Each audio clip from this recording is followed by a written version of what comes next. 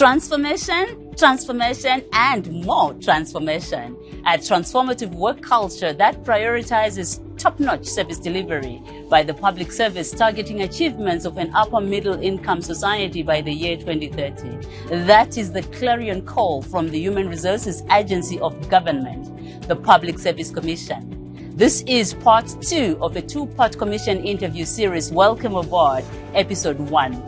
We bring you Chairman of the Public Service Commission, Dr. Vincent Hungwe, giving policy direction on the role of the Public Service Commission towards attainment of Vision 2030. Let me take you to the issue of performance management, sir. Can you speak to that? Yes. Performance management is key. I referred to a performance culture earlier on.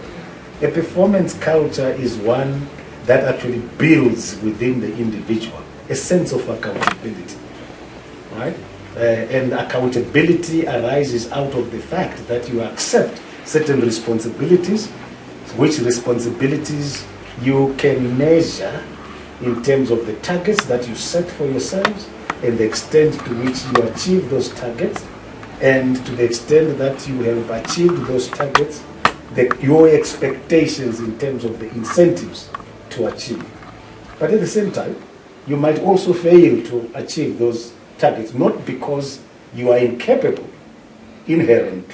incapable of achieving them, but because there are certain gaps, right, in the environment in which you are operating, which gaps, if closed through continuous training and skills development, can make you perform better.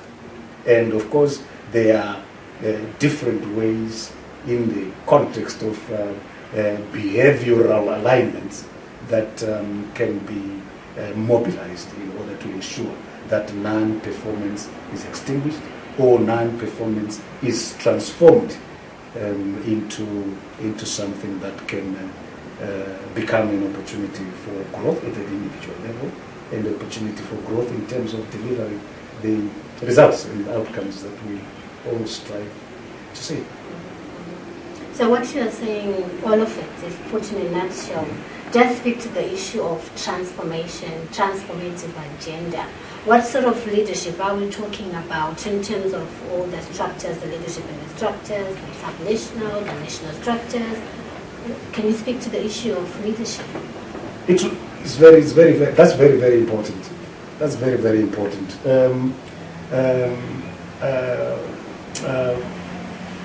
Well, one is drawn to observations that others who are better competent to comment on these matters. There's an observation that Maxwell makes that there are different levels of leadership. John Maxwell? John Maxwell, yes. John Maxwell. He talks about the different levels of leadership. Leadership that is positional. I'm the chairman of the Public Service Commission, and that post comes with a lot of authority, some would say power, and I can use that authority and power, right, to demonstrate that I'm a leader. In other words, I can use authority and power to force people to conform to things that are, in fact, at the end of the day, are not manifestly of a nature that is in the direction of betterment lies for our institutions. Right? But you can also use power in order to begin to influence, to create an environment of where there is permission for others that you work with on a day-to-day basis to want to become part of your vision, right? Using authority to be able to influence in a positive direction. Beyond influencing, you also want them to feel supported, that they can actually take certain actions which are in the interest of the organization. Beyond the permission, there is also the other dimension of making sure that we develop the capacity of those that are being permitted to do things to be able to do the things in the right manner, right? And ultimately, you also need to make sure that those who have got those competencies also see themselves as future leaders. I think one of the fundamental characteristic of leadership is you must be able to say, feel confident that you are going to create an environment that makes it possible for you to live and others to come in. And if you cannot do that with your team members, then there's something fundamentally wrong with your understanding of leadership. But the bottom line is, leadership, transformative leadership, is very, very important. And these are some of the things that we expect in the Public Service Academy to be able to develop modules around, so that current leaders become part and parcel of the transformation that makes it possible for us to sustain our institutions as we go into the future. You know, sir, we've spent a lot of time talking about your work. Yes. About the macro perspective, so to speak. Mm-hmm. Can we zero in on who you are, sir, on a personal level? Oh, wow. Can That's a private matter. That's a private matter. Could you tell, could you share whatever you are comfortable sharing with our viewers, who Dr. Vincent Hungwe is and what your personal motivations are? Wow, that's an interesting one. Well, Dr. Vincent Hungwe is one person that believes that there is a purpose in life. Right? We are not, well, like some philosopher, you know, she's called Arendt. Arendt has written a book called The Human Condition. And she's a Jewish philosopher, American ilk. She has written a book called The Human Condition. She says, well, people are not only born to die, but they are born to fulfill a purpose, right? In the knowledge that at some point they will die. So it is that purposiveness of life that kind of motivates me to say you need to have a purpose in life, you need to be passionate about your purpose, you also need to be compassionate in pursuit of that purpose, you also need to create an environment where you can say at the end of the day, I actually made a contribution that made a difference in people's lives, right? So that's fundamentally is the kind of philosophy that motivates me. But in order for you to be able to do that, you also must exhibit, one, a contemplative mind, and a contemplative mind is one that comes about because you want to engage with ideas, right? You want to engage with new information. You want to engage with innovation, with technology, and you are not therefore in a position to consistently close off others who might actually have much more better ideas than you have. And this is basically what motivates me. Beyond that, of course, there is Vincent Hungwe, the family person. There's Vincent Hungwe, a member of an extended family. There's Vincent Hungwe, who is interested in non-business-like pursuits like sports, and I'm a very avid golfer, and a golfer of fairly modest competencies, I might say. And that is what, in many instances, we talk about a work-life balance. Mm-hmm. Yeah, those are the kind of things that motivate. All right. Yeah. Speaking of work-life balance, do you have any work-life philosophy that you adhere to? Yes, I mean, having that balance between, okay, this is now time for work, right? But you see, even at workplaces, there are certain things that you would also find in non-workplaces.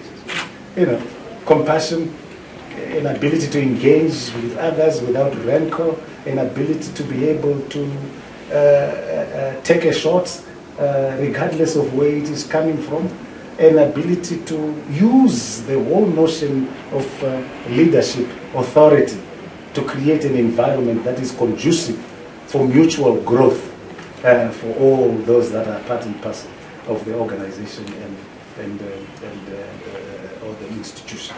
Right? And those are characteristics that you cannot confine to a work situation. You also need to have those kind of things at home as well. Of course, too much play, little play, too much work and little play invariably also makes Johnny a dull boy, doesn't it? It does. Yes, it does. So much as we work, hey, let's also have time to have fun. COVID has kind of intervened with certain plans that we always make on an annual basis. You know, I always want to make sure that sometime during the year, I set aside 15 to 24 days to go and have fun and play somewhere. But I hope COVID is not going to continue to frustrate us in that front. Sure. Can you take us back to your humble beginnings, where, for example, in 1983 to 1984, you were a teacher, and now you are sought after on the global and international stage. What do you attribute your success to? Yes, teacher, yes. In fact, there are times when I meet quite a number of people, high-ranking government officials, even politicians, senators and MPs, who were some of our students in the early 80s. So that is a source of an inspiration and satisfaction. But you see, going beyond the local, you know, I've always wanted to take risks, and those risks, in some instances, entail crossing boundaries, professional boundaries. Right? Yes, I was trained as a teacher, but I felt that I could actually become more than a teacher. And what does it require in order for me to become something else beyond the teaching? And of course, whatever I do is always based on the extent to which what I already have can constitute the shoulders on which I can stand in order to see more beyond. So I was a teacher, but I subsequently became a regional enabling planner, right? And I subsequently became a land manager, or an expert in real estate development, real estate investment, real estate management, and so forth. And I ultimately ended up being a development economist. Right? So I was always ready to breach boundaries, be they of disciplinary nature or of a professional nature. And beyond that, I was also not afraid to say, hey, I can actually go beyond Zimbabwe in order to go and deepen and expand my knowledge. I can actually go beyond the continent to do exactly that.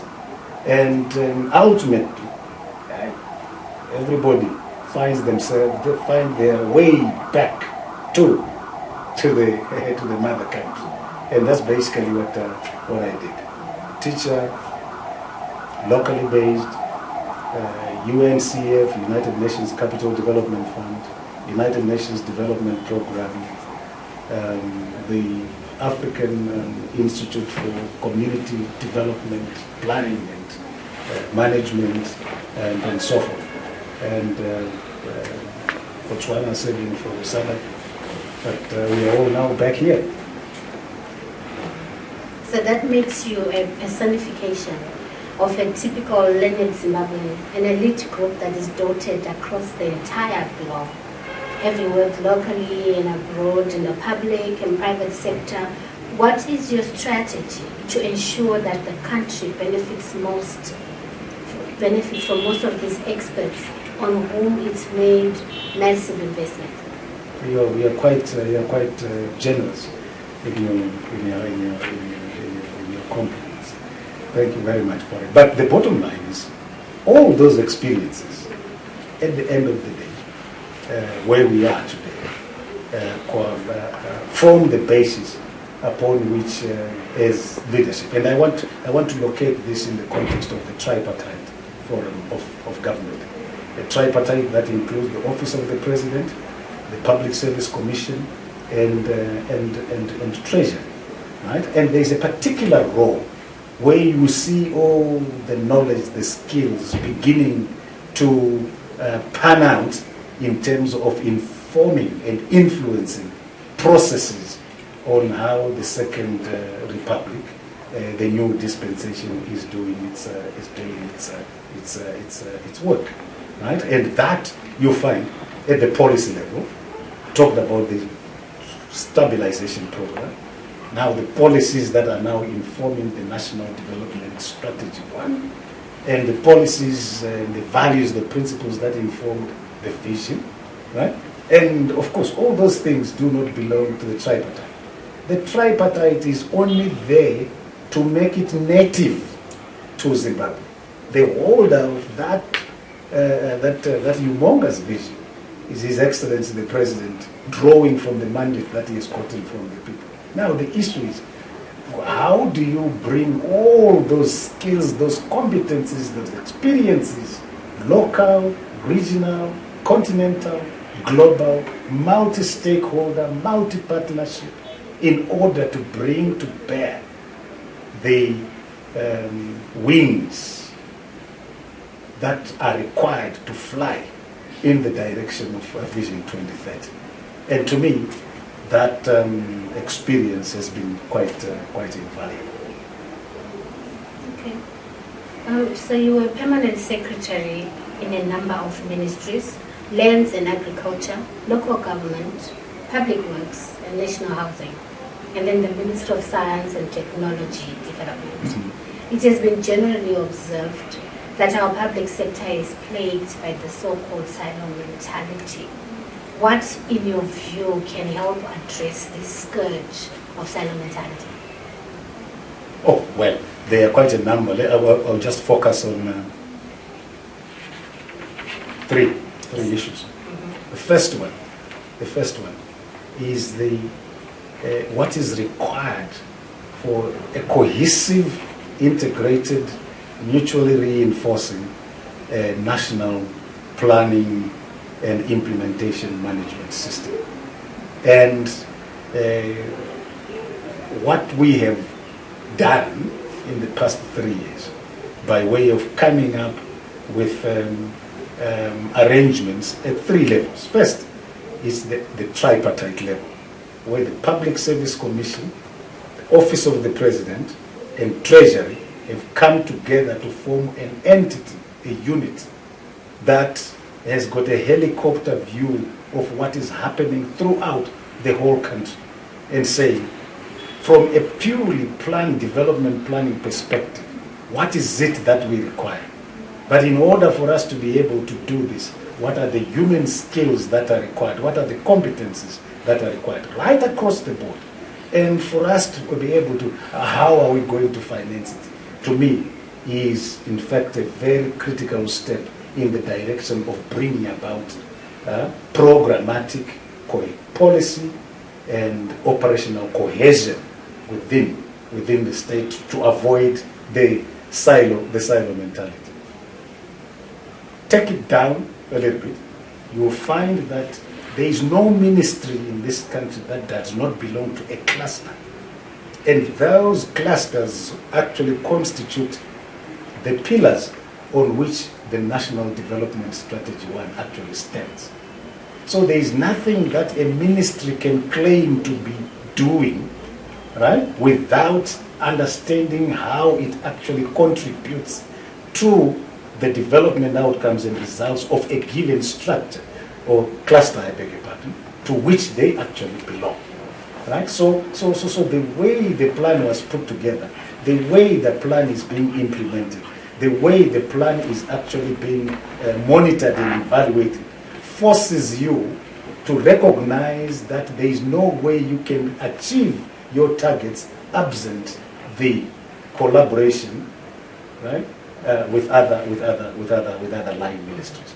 Is it working well? It is working well this far, but we're also beginning to see some teething problems. And one of them is in the area of, to what extent do you then promote the availability of information in order for those clusters to plan well, to implement well, and to monitor well?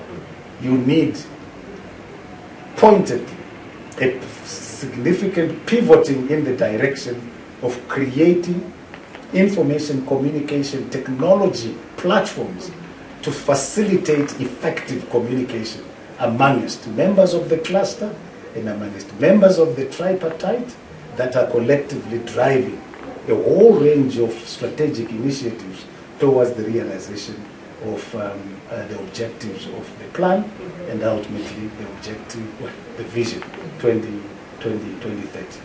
The fourth dimension, I had not thought about it, is really the whole notion of decentralized and devolved governance.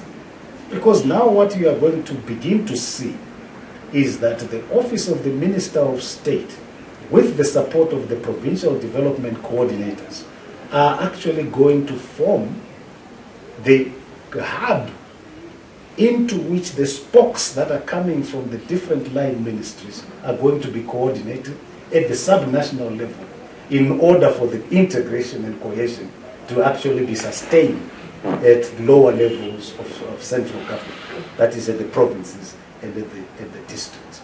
And this is our experience. We are rolling it out, we are learning from it, and we will continue to improve on it. But these are these very specific interventions that one immediately sees consistent with the imperative to ensure the extinguishing of silo mentality within government. Okay. So just so I ask you to unpack a bit, are we saying that when we refer to the issue of clusters and clustering, that instead of a ministry implementing programs as a ministry, it's now doing that as part of a cluster? Correct. Okay. Correct. In fact, you raise a very relevant issue called program-based budgeting.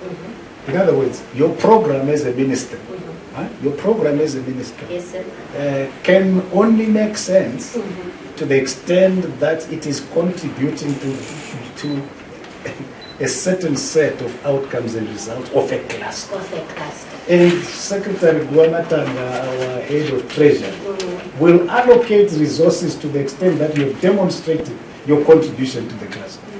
Right? Because it is in the context of the cluster, certain outcomes are going to be realized. So you can't go to Secretary Guamatanga and ask, say, no, we want resources for A, B, C, D. If that is not articulated by way of it, how does it contribute to what you are supposed to do in the context of NDS? You are part of this cluster, and these are your outcomes. So which outcomes are you running with? If you cannot prove the causal relationship, the results matrix, you cannot then justify why you should be given resources. If you cannot say to the Public Service Commission, we need a director for power development, we want to see, which particular set of activities is that director going to drive in order to be able to contribute to which particular outcomes. I think that discipline is very important. Interesting, sir.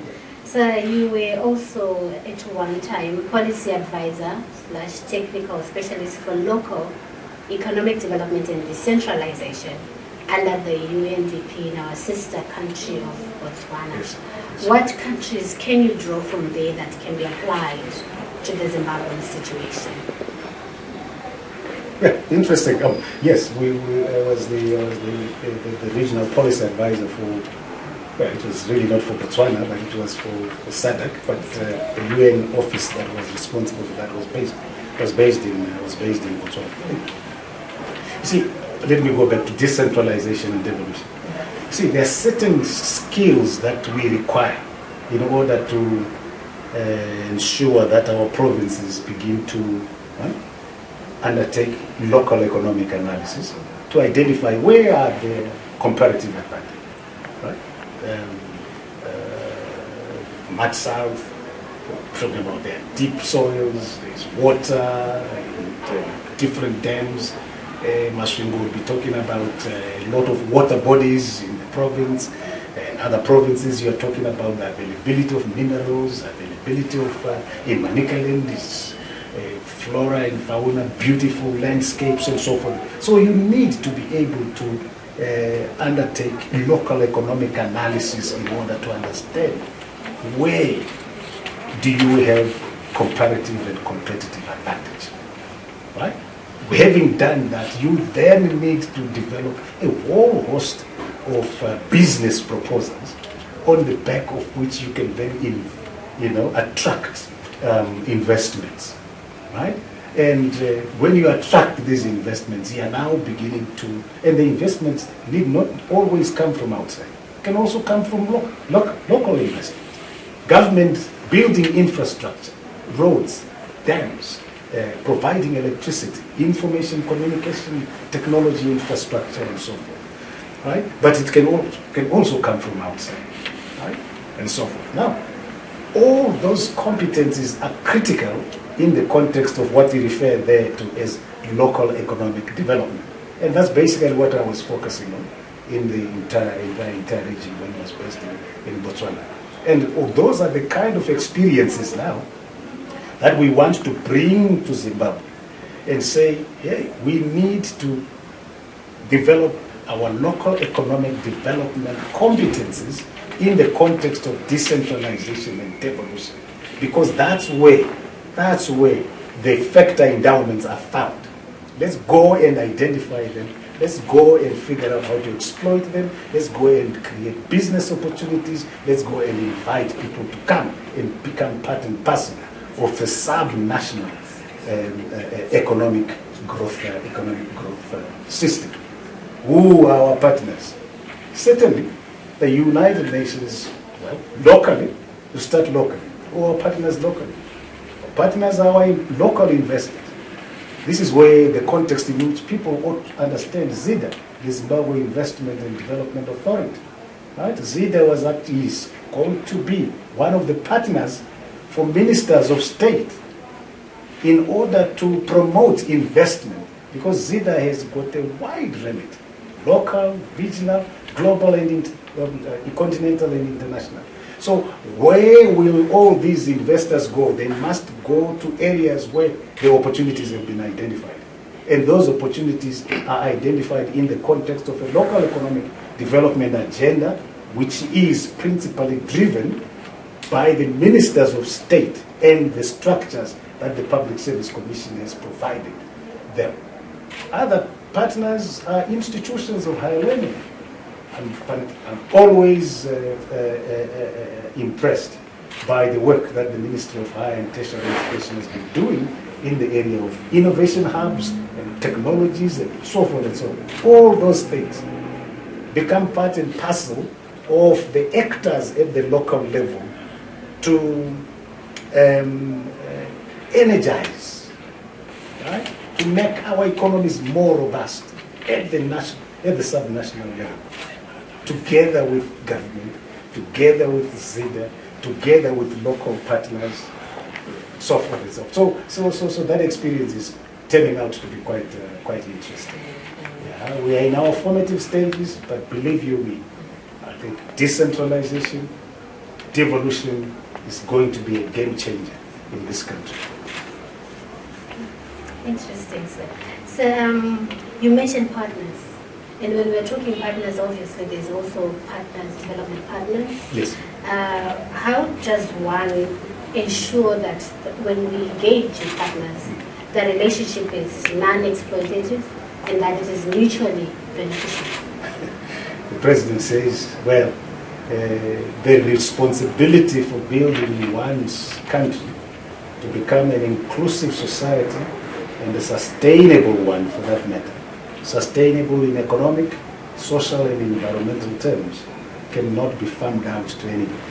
It is the responsibility of citizens to do that, right? But citizens, to the extent that they are informed and are basing the work that they do on shared values and principles, we always find people with like minds to come and want to work with them. And to me, the fundamental responsibility lies with us as Zimbabweans to be able to ensure that we put in place plans and we execute them with the kind of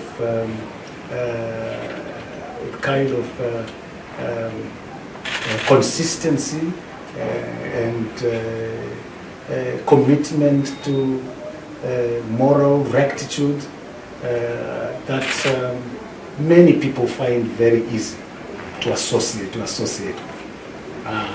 Having said that, though, there are quite a number of partners that have already demonstrated their willingness to work with the government of Zimbabwe, and we are very, very happy that they have become part and parcel of our public sector reform agendas, and they have been supporting us in terms of developing the National Development Plan and even monitoring its implementation.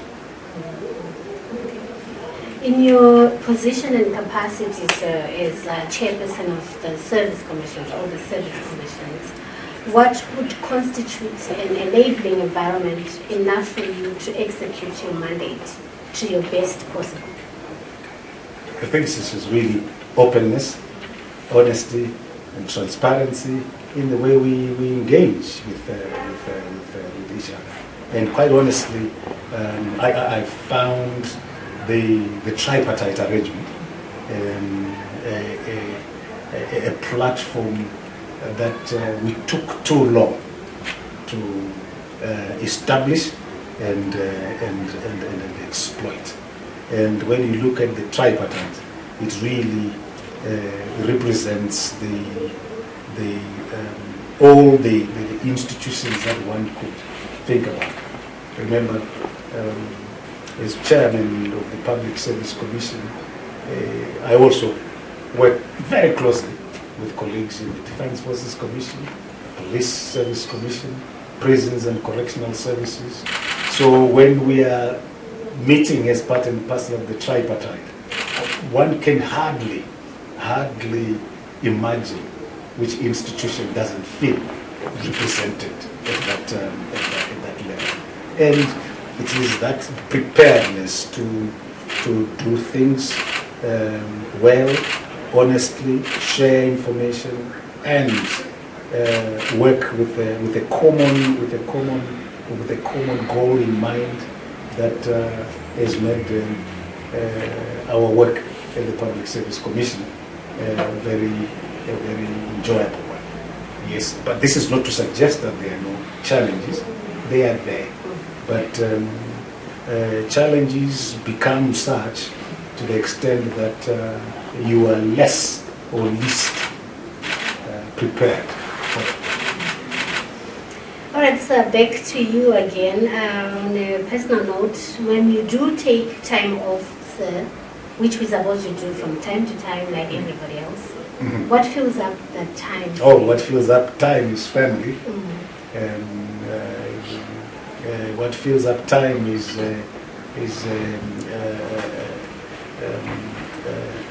pursuits like sport, like I've indicated, and I'm also now I'm pursuing other areas of interest, and farming is becoming a very interesting dimension to my life.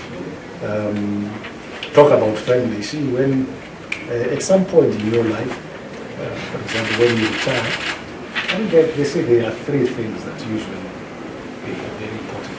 It's income to be able to keep on living, and it is also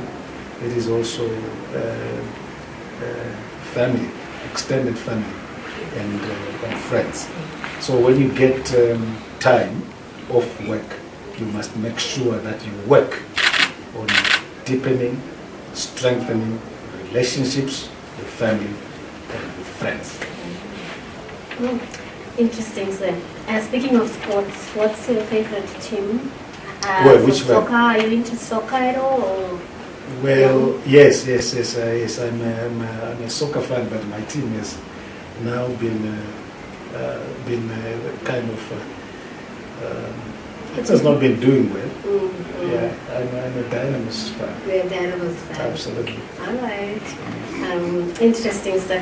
Now, sir, we've come to the end of the interview, but is a parting shot. Is there anything you would like to tell the viewers, maybe that you may not have touched on? No, not quite, not touched on. Mm-hmm. But for viewers to continue to appreciate the work of the Public Service Commission. Mm-hmm. The Public Service Commission has transformed itself from being a purely a human resource entity to becoming a strategic facilitator of government interventions towards the achievement of its national development objectives. And beyond that, this is not a responsibility that the Public Service Commission can achieve on its own. It has to work very closely with other key actors, and this is the context in which we need to appreciate the emergence and operation of the tripartite, and of course ultimately guided by the mandate giver, which is His Excellency the President of Zimbabwe. Ours is a responsibility to make native the thinking, the vision of His Excellency the President. Thank you very much. I appreciate it. That brings us to the end of the interview conducted with Dr. Vincent Hungwe, Chairman of the Public Service Commission, who eloquently summed the previous year's achievements as well as gave guidance for the year 2022. We hope you enjoyed watching the conclusive part of this interview with the Commission Chairman, Dr. Vincent Hungwe. This ends part 2 of the 2-part Welcome Aboard episode 1. Make a date with us on episode 2 of Welcome Aboard, where we bring you yet another laden interview with top officials from the government of Zimbabwe.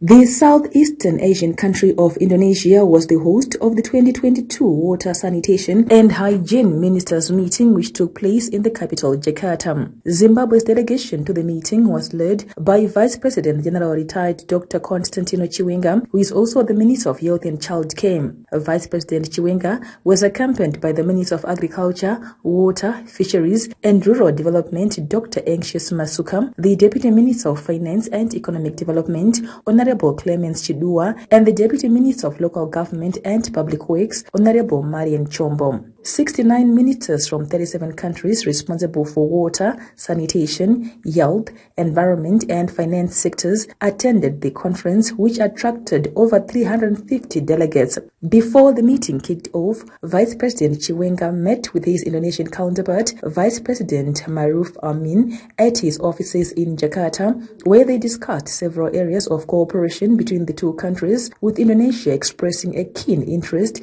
in partnering with Zimbabwe in various sectors of the economy, which include agriculture, health, and transport. Vice President Chiwenga was accompanied by the Zimbabwean ambassador to Indonesia, Her Excellency Sophia Nyamudeza, the Minister of Lands, Agriculture, Water and Rural Resettlement, Dr. Anxious Masuka, and other senior government officials.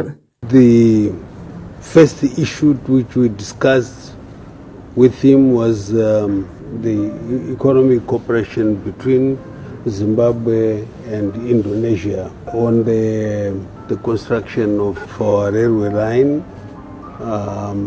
where they said they were interested to be considered to be part of the companies that are coming to look at our railway line and make their offers. We also discussed health issues between our two countries. They have developed quite a lot in the areas of vaccines and insulins. They are also interested that Zimbabwe becomes a hub for those particular areas. From Vice President Amin's offices, Dr. Chiwenga proceeded to the Zimbabwean Embassy offices before paying a courtesy call on the Indonesian Minister of Health, Dr. Budi Saiken, where they discussed further areas of cooperation in the health sector. I strongly believe that especially the southern countries in the global south need to be independent in terms of research and development capabilities, but also the manufacturing capabilities. Because when pandemic hits us, we need to make sure that all countries are able to respond. On Wednesday, the 18th of May, the WASH 2022 Sector Ministers meeting opened in central Jakarta. Access to safe water, sanitation and hygiene services is a basic requirement for human health. WASH is the first line of defense against COVID-19 and many other diseases such as diarrhea, cholera, typhoid, influenza, and antimicrobial resistance. Underinvestment in water, sanitation, and hygiene has left 2 billion people without safe drinking water, 3.6 billion without safe sanitation, and 2.3 billion without basic hand washing. And climate change will only make things worse. As ministries of health look to rebuild from the devastation of the COVID-19 pandemic, WASH services must be a priority, particularly in health facilities. Globally, 1 in 4 health facilities still lack access to basic water services, putting patients and health workers at constant risk. With sustainable public investment, responsible management, and accountable governance, we can make safe water, sanitation, and hygiene a reality around the world.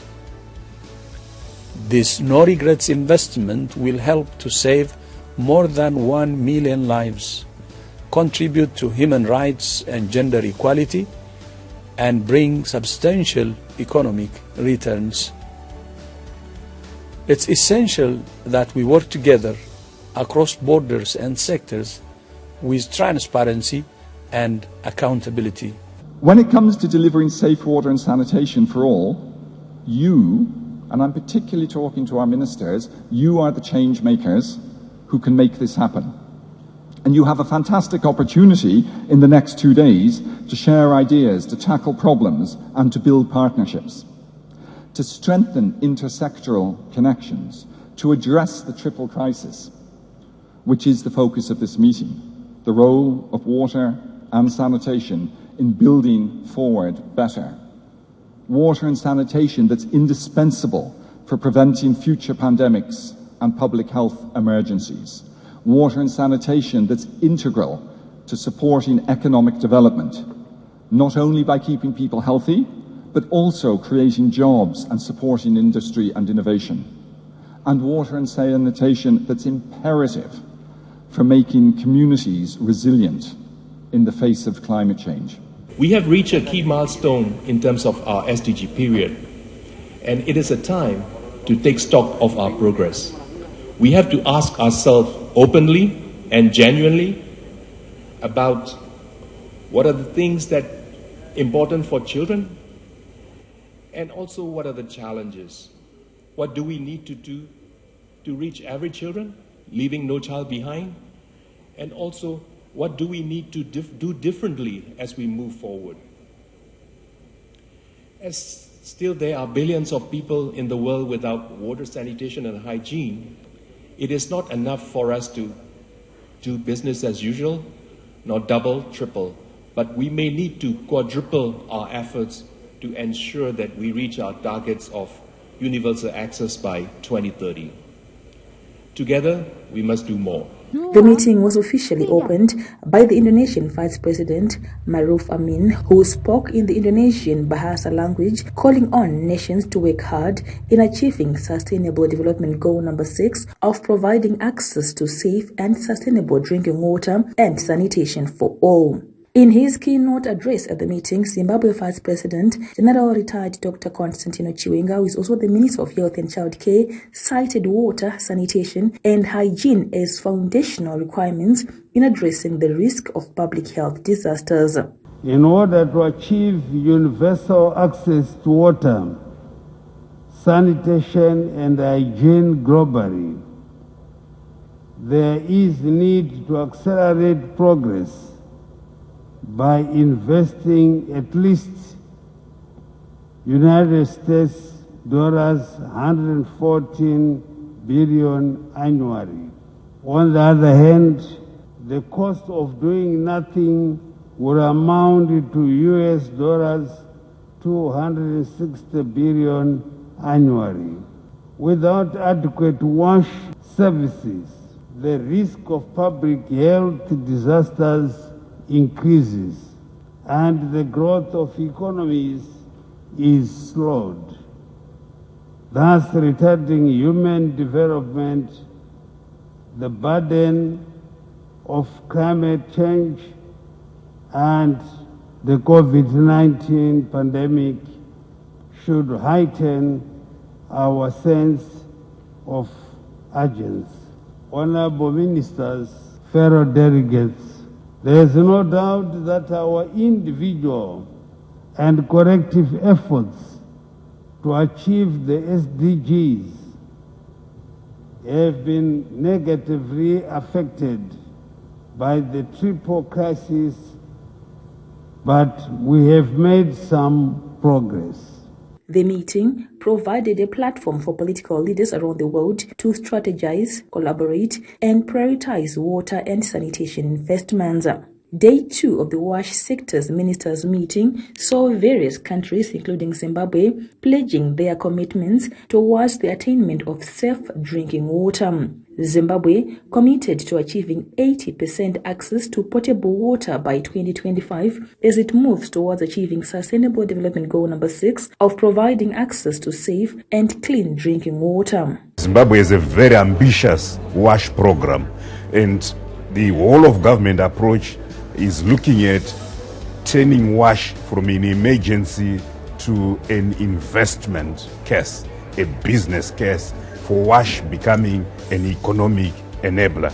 And we have a compact that looks at 4 areas, including the health aspect, the sanitation, access to water, financing, and all in the sector regulation. We are looking at access to water.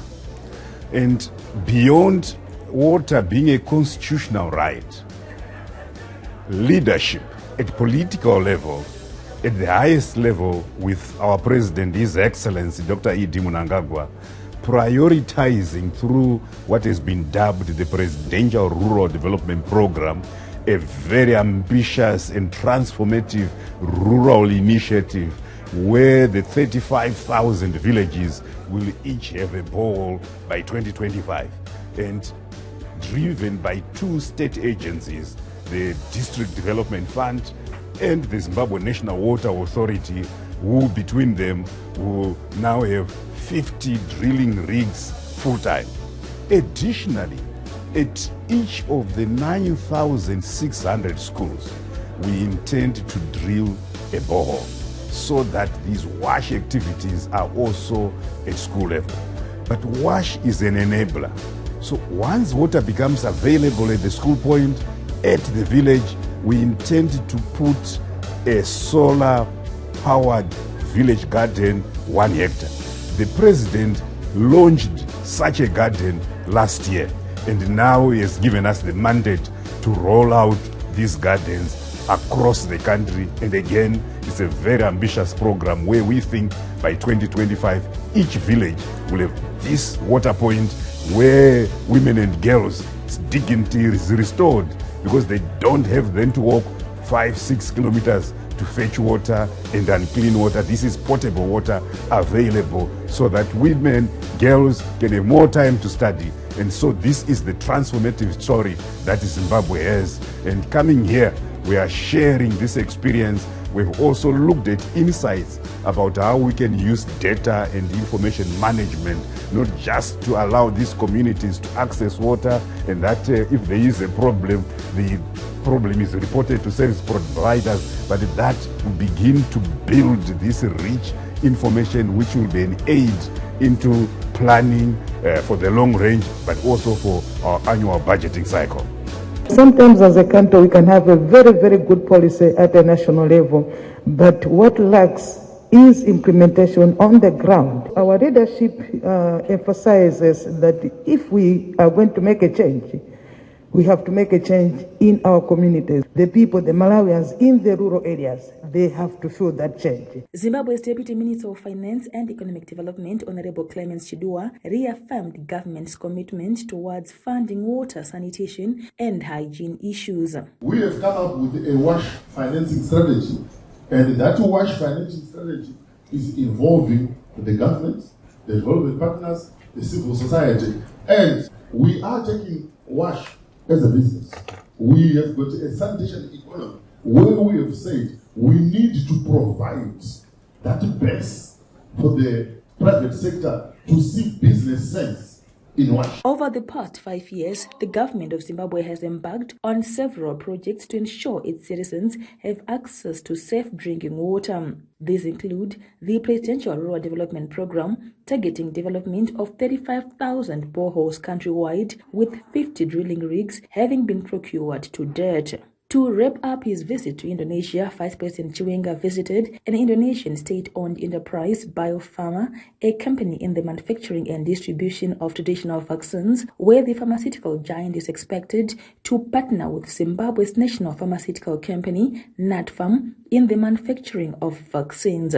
Once finalized, the joint venture between Zimbabwe and Indonesia will see Biopharma setting up a manufacturing plant at NatPharm for the manufacturing of polio, measles, tetanus, and anti-snake venom vaccines. The tour and the business you have given us showed us that we have expertise in manufacturing various pharmaceutical products, especially vaccines, among others. As Minister of Health and Child Care, I fully welcome your interest to partner with the National Pharmaceutical Company of Zimbabwe, NatPharm,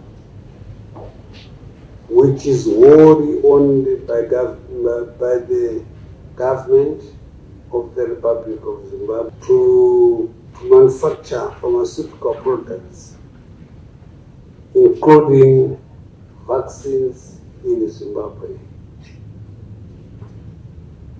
We are ready to receive you in Zimbabwe to discuss this proposal. In my meeting with the Minister of Health, Honorable Budi Saikin, we agreed that a team from this company and other related pharmaceutical companies will visit Zimbabwe to establish contact exchange information and ideas to move this process forward.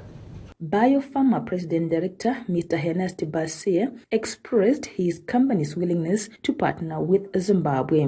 Our commitment, Mr. Vice President, we discuss more detail our team. After this, we follow up whether in Jakarta or in Harare, and let's speed up the process. And hopefully, with the support from both government, we can manage everything as our final objective. Zimbabwe's ambassador to Indonesia, Her Excellency Sophia Nyamudeza, and the Indonesian ambassador to Zimbabwe, His Excellency Dewa Sastrawan, pledged their support towards the project. I'm more than ready to start all this cooperation, and hopefully for this, as Excellency Vice President saying that this is really win-win cooperation we are going to achieve, and we will fulfill that your company and your institution wish that how you can help Zimbabwe. We are ready to work with you, and we appreciate this support. And for us, we are laying a foundation for long-term cooperation. We might start with biopharma, and other companies will be able to join biopharma in Zimbabwe.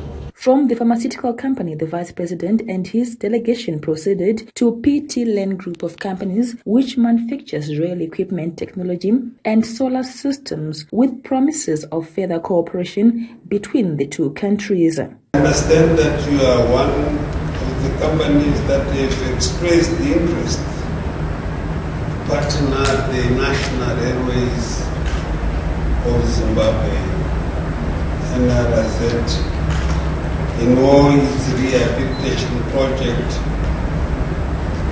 with your focus on the rail signaling which you have shown us.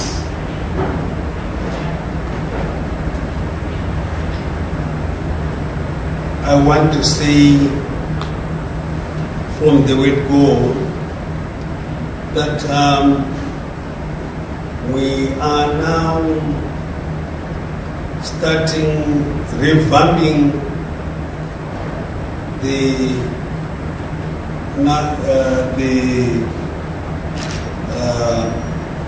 Cisco steel, and Cisco steel can only work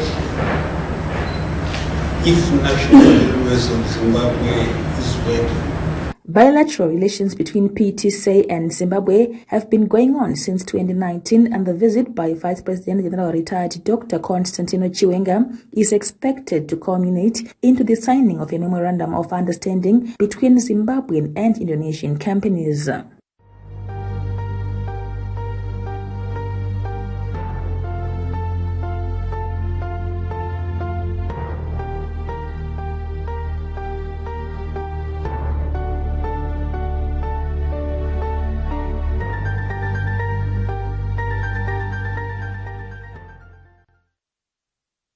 This program brought to you by Unbeaten.com.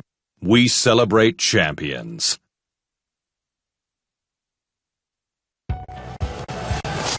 Four Premier League titles in 5 seasons has stamped Manchester City as one of the greatest teams of the modern era. Once the poor relation of Manchester, lagging well behind United, City is now in the middle of a remarkable trophy-winning dynasty. That is almost beyond dispute, and this is the Football Review.